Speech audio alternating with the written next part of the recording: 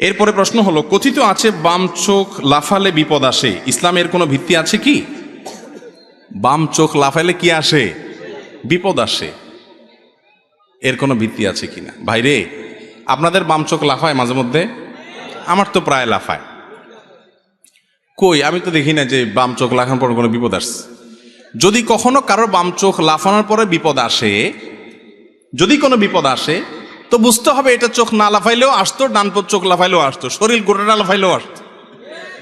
বুঝতে পারছেন কথা? মুসলমান কখনো এই সমস্ত আলতু ফালতু কথা বিশ্বাস করতে পারে না যেটার কোনো ভিত্তি নাই, না বৈজ্ঞানিক কোনো ভিত্তি আছে, গবেষণা দ্বারা প্রমাণিত, না কোরআন হাদিস দ্বারা প্রমাণিত। এরকম ফালতু কুসংস্কারে বিশ্বাসী কোনো মুসলমান হতে পারে না। বাম চোখটা একটু লাফাচ্ছে, বলে রে কোন বিপদ আসে রে। বিপদ তো তোমার ইমান আমল যাচ্ছে, ইসলাম সম্পর্কে কুসংস্কারের জন্য বিশ্বাস নিয়ে তুমি মরতেছো, এটাই তো বড় বিপদ। অতএব চোখ যদি বামটা লাফায়, চোখে বলবেন আরো জোরে লাফা, কিচ্ছু হবে না ইনশাআল্লাহ।